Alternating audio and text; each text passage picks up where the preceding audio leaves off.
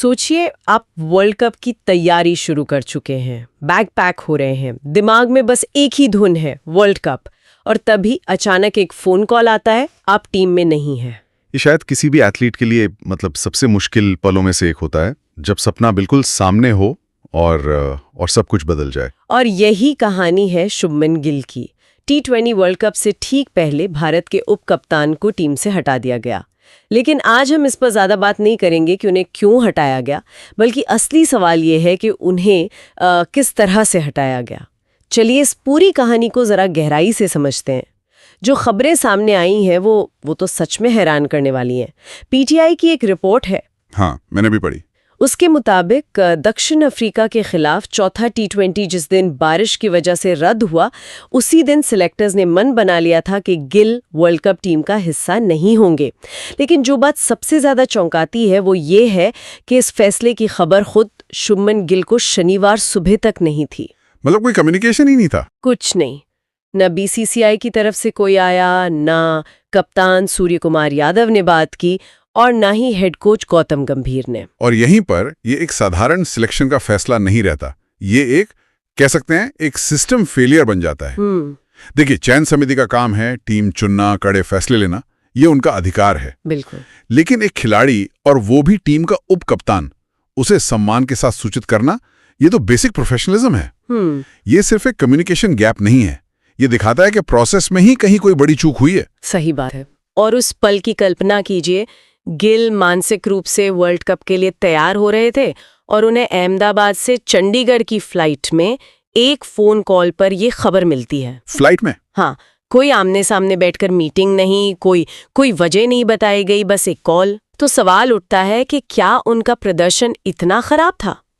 पिछली T20 series के 3 मैचों में उनका बल्ला खामोश रहा, और शायद पावर प्ले में उनका जो स्ट्राइक रेट था वो सिलेक्टर्स को पसंद नहीं आया। और उसी बीच संजू सैमसन ने भी एक अच्छी पारी खेल दी थी। हाँ, उन्होंने गिल की जगह ओपनिंग करते हुए एक ताबड़तोड़ पारी खेली। देखिए, प्रदर्शन एक पहलू जरूर है, लेकिन मुझे लगता है असली वजह वो टीम कॉम्बिनेशन की पहेली में छिपी है। आज का T20 क्रिकेट वो सिर्फ टैलेंट का खेल नहीं रहा। तो फिर किस चीज का है? ये रोल्स का, भूमिकाओं का खेल बन चुका है। सेलेक्टर्स एक खास खाका तैयार कर रहे थे।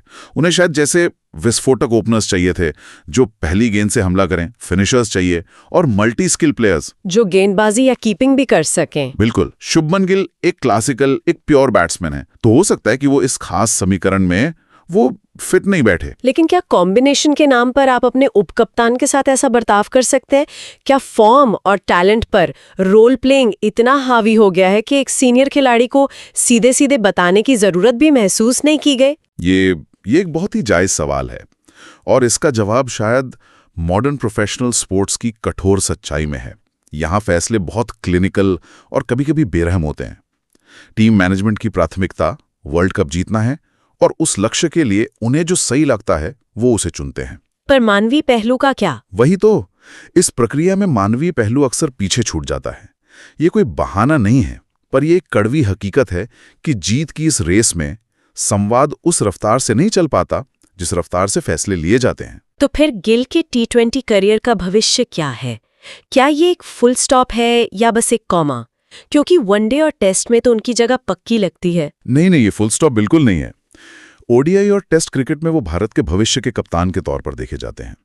वो टीम की लंबी अवधि की योजनाओं का एक बहुत अहम हिस्सा है। और T20 में वापसी? T20 में वापसी का रास्ता भी साफ है। तो वो अपनी पावर हिटिंग पर थोड़ा काम करते हैं और पारी की शुरुआत और तेजी से करने का तरीका ढूंढ लेते हैं, तो उनकी वापसी तय है। ये एक झटका है, करियर का अंत नहीं। तो मतलब सार ये है कि शुभमन गिल को टीम से नहीं, सिर्फ T20 वर्ल्ड कप के प्लान से बाहर किया गया है। बिल्कुल। और ये हम सब के लिए एक सोचने वाली बात भी छोड़ जाता है। सवाल ये नहीं है कि सिलेक्शन का फैसला सही था या गलत, वो तो नतीजे बताएंगे। असली सवाल यह है कि क्या जीत की जिद में हम खिलाड़ियों को सिर्फ एक प्रदर्शन करने वाली मशीन की तरह देख रहे हैं, या एक इंसान के तौर पर भी उनके सम्मान का ध्यान रख रहे हैं।